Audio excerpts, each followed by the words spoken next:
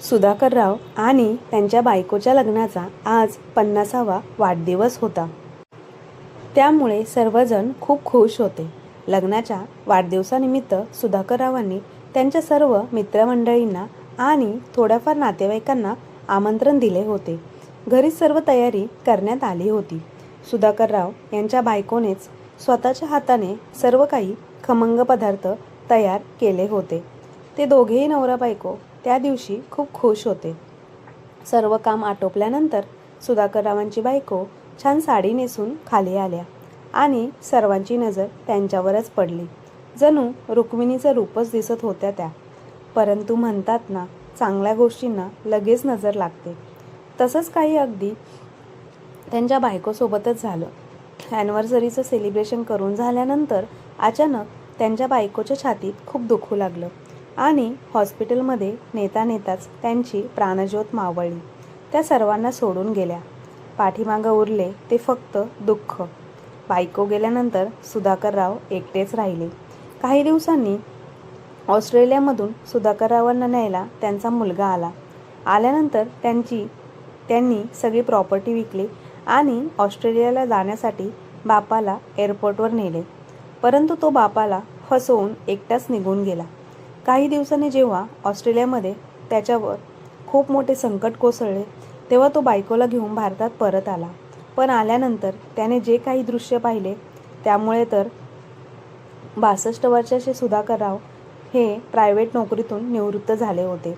आज सकाळी जेव्हा वॉकिंग करून ते घरी येत होते तेव्हा मनात विचार करत होते की रिटायरमेंटच्या वेळेस मी विचार करत होतो की आता मी या नोकरीच्या बंधनातून मुक्त होईल. पण आता मला समजतच नाही की मला खरंच स्वतंत्रता भेटली आहे का मी मृत्यूच्या दिशेने जात आहे. आता हे जीवन खूप मोकळे मोकळे वाटत आहे. एक एक क्षण खूप मुश्किलीने निघत आहे. राहून राहून त्यांना आपल्या गावाची आठवण येत होती. गावातले मोकळे वातावरण, छोट्या छोट्या गल्ल्या, मुठीत बसतील एवढे गावातले लोक, सगळे काही इतके छोटे की एक दिवसात सगळे गाव मोजले जाईल आणि जवळजवळ सगळ्याच लोकांशी एक एक करून भेट होईल. त्याच वेळेस वाटत होतं की हे जग आपल्या मुठीमध्ये आहे. पण ते छोटेसे जग जसे हातातून निसटले तसे सगळे काही सुटून गेले होते. खरं तर शहरात येण्याअगोदर सुधाकरराव आपली बायको पार्वती आणि एकुलता एक मुलगा अर्णव सोबत गावालाच राहत होते. पण आपल्या मुलाच्या उच्च शिक्षणासाठी त्यांना त्या छोट्याशा गावामधून शहरात यावे लागले, जिथे त्यांनी स्वतःचे घर खरेदी केले होते. पण शहरात आल्यानंतर 3 वर्षानंतर त्यांची बायको पार्वती हार्ट अटॅक येऊन स्वर्गवासी झाल्या. उच्च शिक्षण घेतल्यानंतर अर्णव परदेशात गेला. तिकडे युनिव्हर्सिटीमध्ये सुद्धा त्याचे अकॅडमिक करिअर उज्ज्वल राहिले, ज्यामुळे त्याला तिकडे सुद्धा नोकरी मिळाली होती. काही दिवसांनी त्याने एका भारतीय मुलीसोबत लग्न केले आणि तो तिकडचाच झाला. सुरुवातीला अर्णव त्याच्या वडिलांना कधी कधी फोन करायचा. पण आता सुधाकरराव यांना आपल्या मुलासोबत बोलून कितीतरी महिने निघून गेले होते. या मोठ्या शहरात सुधाकरराव एकदम एकटे पडले होते. आज जेव्हा सकाळची वॉकिंग करून सुधाकरराव घरी आले तेव्हा अचानक फोनची रिंग वाजली. त्यांनी रिसिव्हर उचलला तेव्हा तिकडनं आवाज आला, हॅलो बाबा, मी अर्णव बोलत आहे. हा बाळा बोल, कसा आहेस? तुझी मुलं कशी आहेत? सुनबाई कशी आहे? एका श्वासात सुधाकररावांनी कितीतरी प्रश्न विचारले, कारण त्यांना आनंदच तेवढा झाला होता की आपल्या मुलाचा फोन आला. मग अर्णवने आपल्या बाबांना विचारले, बाबा, आम्ही सर्वजण ठीक आहोत. तुमची तब्येत कशी आहे? तेव्हा सुधाकरराव म्हणू लागले, ठीक आहे बाळा, आता तब्येतीचं काय घेऊन बसला आहेस? या वयात तर काही ना काही आजार चालूच असतात. पण शरीर चालत आहे, त्यामुळे मी देवाचे आभार मानतो. काय झालं बाळा, आज खूप दिवसांनी माझी आठवण आली. अर्णवने उत्तर दिले, काय सांगू बाबा, मी आता हे आयुष्य एवढे व्यस्त झाले आहे की काही करायला वेळच भेटत नाही. खूप दिवसापासून रोजच विचार करत होतो की तुम्हाला फोन करू, पण काही ना काही काम निघतच आहे बघा. हे तू बरोबर बोललास बाळा. जशी जसं पदं वाढतात तसं तसं जबाबदाऱ्यासुद्धा खूप वाढतात बघ. मग अर्णव म्हणाला, बाबा, मला तुम्हाला एक गोष्ट सांगायची आहे. तुम्हाला राग तर येणार नाही ना, किंवा वाईट तर वाटून नाही घेणार ना तुम्ही? बोल ना बाळा, वाईट वाटण्यासारखं काय आहे? अर्णव बोलू लागला, बाबा मी विचार करत होतो की तुम्ही तिकडे भारतात एकटेच आहात. आता तुमची तब्येतसुद्धा ठीक नसते आणि आमच्या लोकांचं तर तुम्हाला माहिती आहे, कधीतरीच आम्हाला भारतात यायला मिळते. त्यामुळे तुम्हाला जर ठीक वाटत असेल तर तुम्ही आमच्यासोबत ऑस्ट्रेलियाला या. इथे तुमची नातवंडंसुद्धा तुम्हाला पाहून खूप खुश होतील आणि तुमचा वेळसुद्धा इथे सुखात निघून जाईल. इथे मला तुमची काळजी लागून राहिलेली असते. जर तुम्ही इकडे येणार असाल तर आम्हीसुद्धा निश्चिंत होऊ. आपल्या मुलाचा प्रस्ताव ऐकून सुधाकररावांना खूप छान वाटले. ते विचार करू लागले की रिटायर्ड होऊन आता 5 वर्ष झाले आहेत. कधी असं नको व्हायला की एक दिवस अचानक माझे डोळे बंद होतील आणि माझा मुलगा मला खांदा द्यायला सुद्धा पोहोचू शकणार नाही. हा विचार करून सुधाकररावांनी आपल्या मुलाला होकार सांगितला. मग त्यानंतर अर्णव म्हणाला, बाबा आता तुम्ही आमच्याजवळ येणार, मग आपल्याला भारतातल्या घराची काहीच गरज नाही. त्यामुळे तुम्ही त्या घराला विकून टाका. घराला विकून टाका या अर्णवच्या बोलण्याने सुधाकरराव हैराण झाले. कारण की या घरासोबत त्यांच्या बायकोच्या खूप गोड आठवणी जुळल्या होत्या. त्या घरातल्या प्रत्येक वस्तूला त्यांच्या बायकोने आपल्या हाताने सजवले होते. परंतु अर्णवसुद्धा बरोबर बोलत होता. कारण एकदा ऑस्ट्रेलियाला गेल्यावर परत या घरात कोण येणार हा विचार करून त्यांनी घर विकण्यासाठी संमती दर्शवली आणि दुसऱ्याच दिवशी न्यूजपेपरमध्ये घर विकण्यासाठी जाहिरात दिली. काही दिवसातच घराचा सौदाही झाला. जवळजवळ 1 महिन्यानंतर अर्णव भारतात आला आणि घराच्या पैशांची त्याने लेनदेन केली. सुधाकररावांनी बँकेमध्ये जी FD केली होती, अर्णवने त्याचासुद्धा ड्राफ्ट बनवून कॅशमध्ये केली आणि सर्व संपत्ती विकून ते लोक ऑस्ट्रेलियाला जाण्यासाठी तयार झाले. सुधाकरराव आणि अर्णव एअरपोर्टवर पोचले. तेव्हा अर्णव म्हणाला, बाबा तुम्ही इथे सोफ्यावर बसा.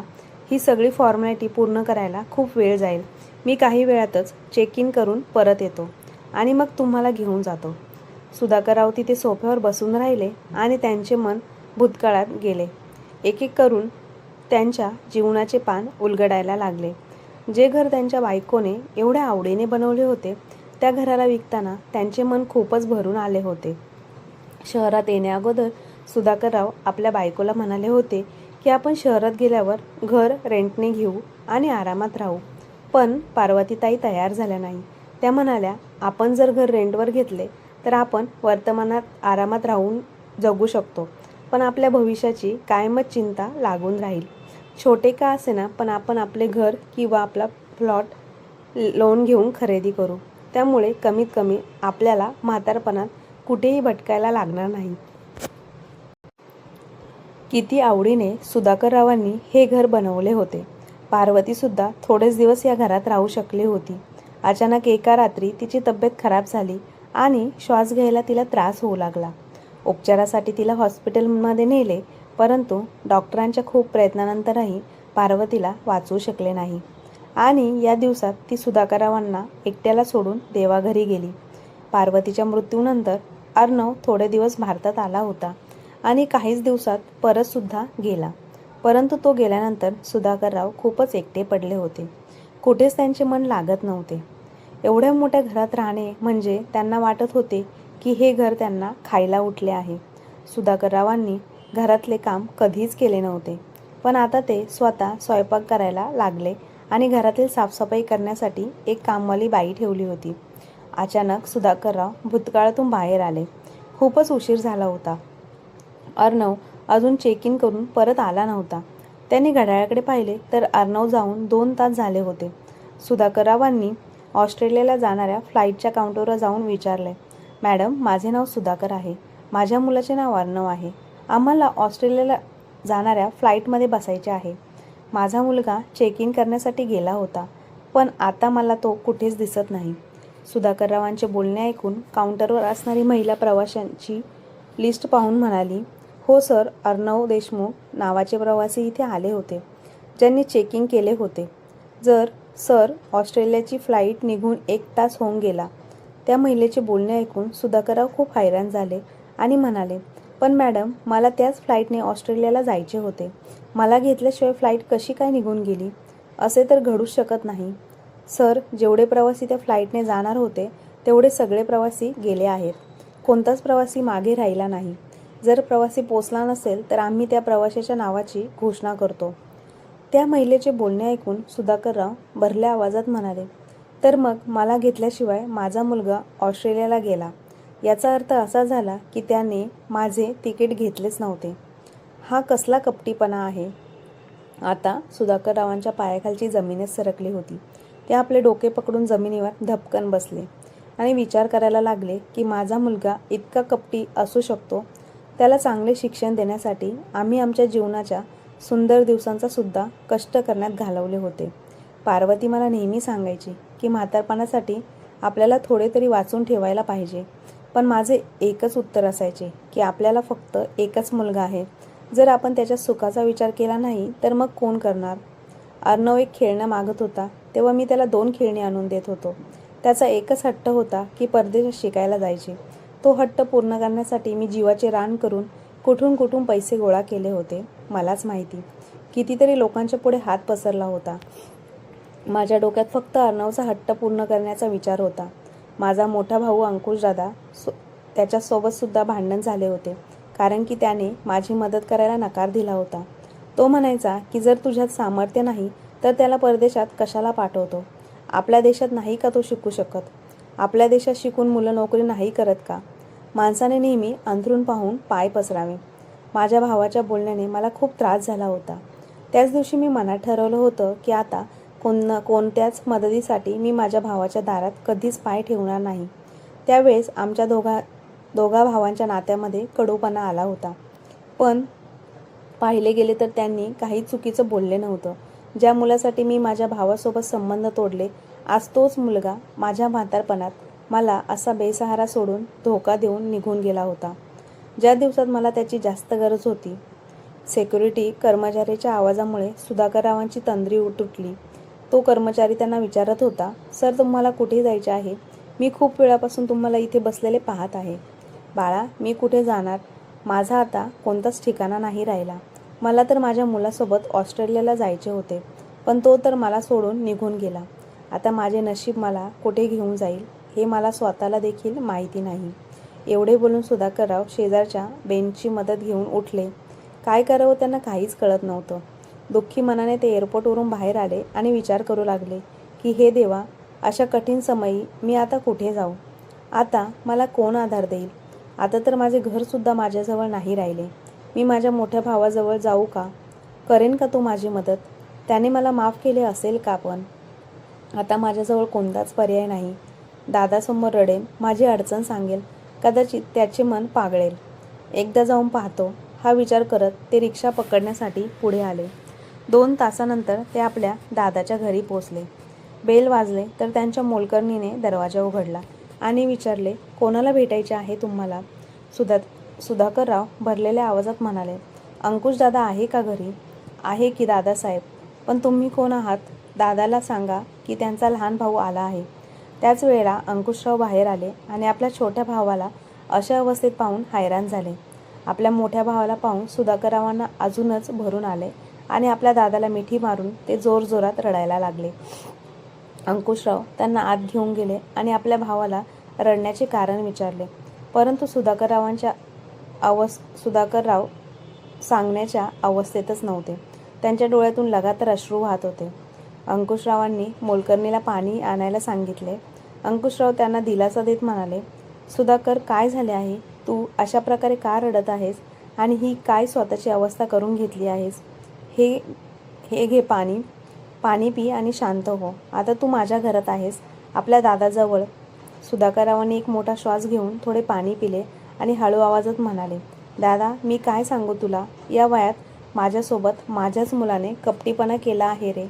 मी कधी स्वप्नातसुद्धा विचार केला नव्हता की हा दिवससुद्धा मला पाहायला मिळेल. अंकुशराव सुधाकररावांना गोंधळून म्हणाले, मला नीट समजावून सांग बरं. मला काहीच कळत नाही. तुझी अवस्था पाहून माझ्या मनात नाही तसले विचार येत आहे.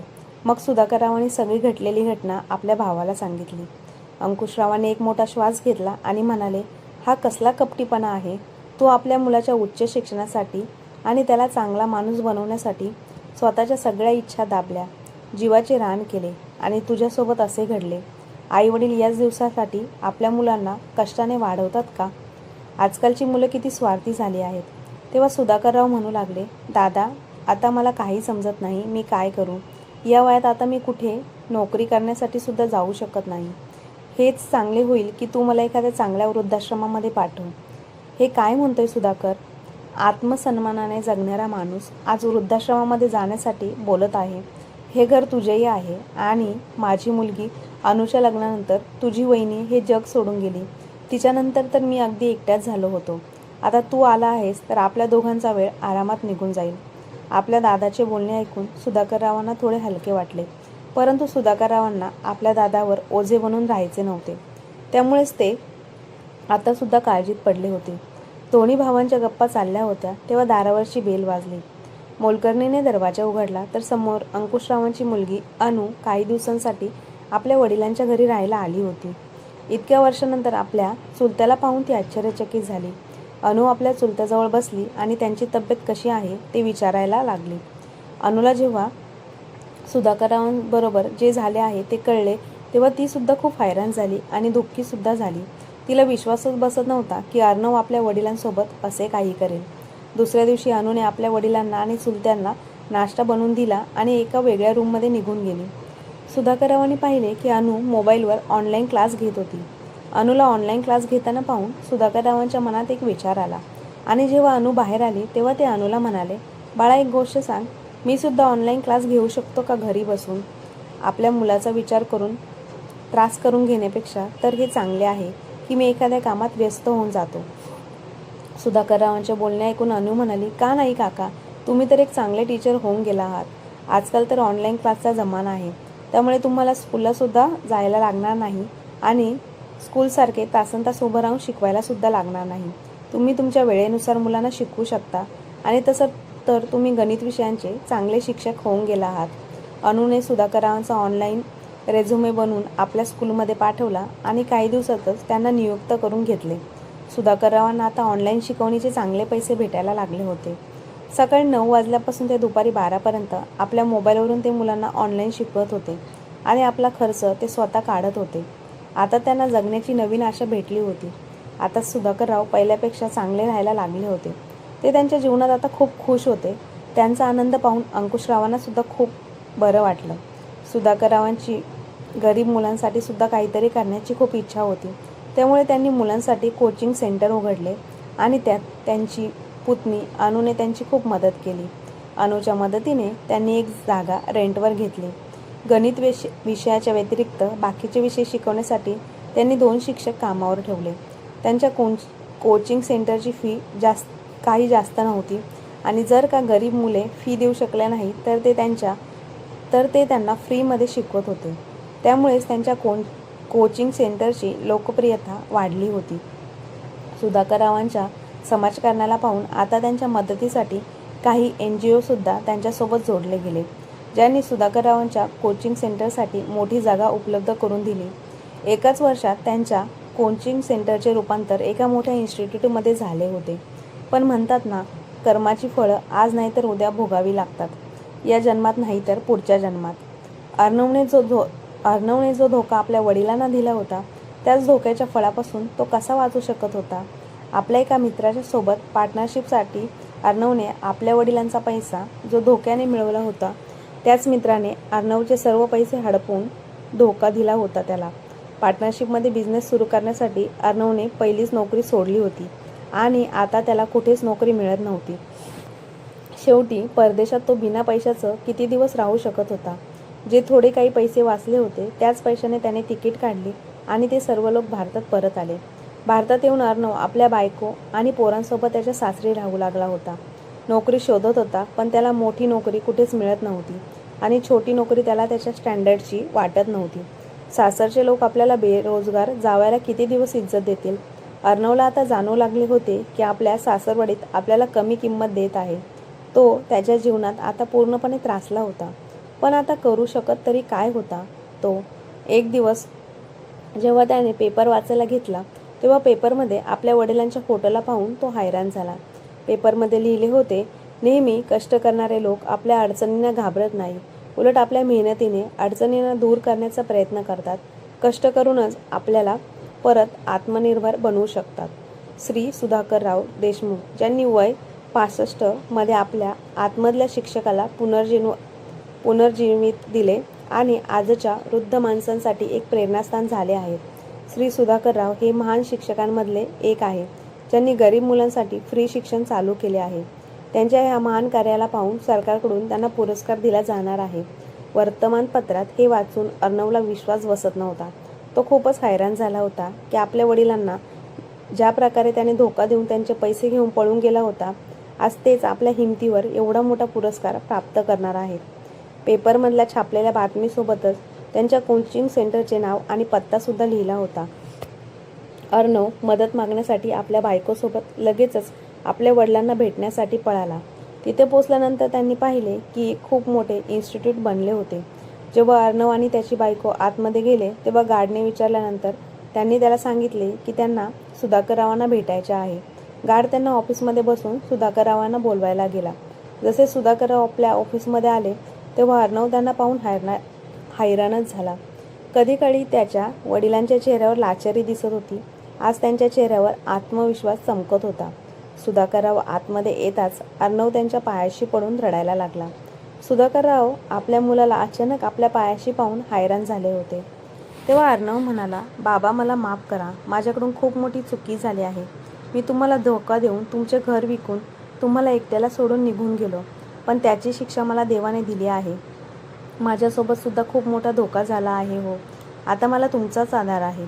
अर्णवचे बोलणे ऐकून सुधाकरराव म्हणाले, बाळा, कदाचित तू विसरला आहेस की देवाच्या काठीला आवाज नसतो, पण जेव्हा ती पडते ना तेव्हा सगळाच माज उतरवते. बघ, आणि राहिली गोष्ट मी माफ करण्याची, तर तुम्ही माझ्यासोबत जे काही केले आहे त्याच्यासाठी मी तुम्हाला कधीच माफ करू शकणार नाही. तुम्ही एका म्हाताऱ्या बापाचा विश्वास तोडला आहे. मला इथे एकट्याला मरण्यासाठी सोडायच्या अगोदर तू माझ्याबद्दल एकदासुद्धा विचार केला नाहीस. अरे कमीत कमी एवढा तरी विचार करायला हवा की तुझा म्हातारा बाप आता कुठे राहील, काय खाईल. अरे एका बाजूला तू आहेस आणि एका बाजूला अंकुश दादाची मुलगी अनु आहे, जी लग्न होऊन परक्या घरी जाऊनही आपल्या वडिलांची चांगली काळजी घेते आणि सोबतच आपले सासरसुद्धा चांगले सांभाळते. तेव्हा त्यांची सून खोटे अश्रू बाहेर काढून म्हणाली, बाबा आता जे झालं ते झालं, त्याला तर नाही ना बदलू शकत, पण तुम्हाला माहिती की आम्ही किती मोठ्या संकटात सापडलो आहे. एका पैशासाठी आम्ही लोक तरसत आहोत. मुलांच्या शिक्षणाचा सुद्धा खर्च आहे. तुम्ही सांगा आता आम्ही कसे जगू. अर्णव म्हणाला, बाबा तुम्ही जर आम्हाला काही मदत केली तर. अर्णव बोलतच होता की सुधाकरराव लगेचच स्पष्टपणे म्हणाले, एकदा मी तुझ्याकडून धोका खाल्लेला आहे. यापेक्षा जास्त धोका खाण्याची शक्ती माझ्याजवळ नाही. तुम्हाला जे करायचे आहे ते करा. जो काही पैसा मी कमावत आहे तो माझ्या स्वबळावर कमावत आहे. त्या पैशातला 1 रुपयासुद्धा माझ्याकडे तुझ्यासाठी नाही. जर मी या म्हातारपणात एवढे सगळे कमवू शकतो तर मग तुझे वय आता काहीच नाही रे. स्वतःचे पैसे कमव आणि स्वतःचे आयुष्य कसं जगायचं आहे ते स्वतः पहा. पण आयुष्यात माझ्याजवळ कधीच परत येऊ नकोस. माझ्या क्लासची वेळ झाली आहे, मी जातो. दोघंही मुलगा आणि सून आपल्या वडिलांकडे हैराण होऊन मोठे डोळे करून बघत होते. ते दोघे काय बोलायच्या आत सुधाकरराव उठले आणि आपला क्लास घेण्यासाठी निघून गेले. मुलगा आणि सून तोंड पाडून परत निघून गेले. आता त्यांच्याकडे पश्चातापाशिवाय कोणताच पर्याय उरला नव्हता. तर मित्रांनो, तुम्हाला आजची कथा कशी वाटली कमेंट बॉक्समध्ये नक्की कळवा. आणि आजची कथा आवडली असल्यास आपल्या चॅनलला लाईक, शेअर, सबस्क्राईब नक्की करा. आणि अशाच नवनवीन कथा पाहण्यासाठी आणि ऐकण्यासाठी नोटिफिकेशन बेलवर क्लिक करायला विसरू नका. धन्यवाद.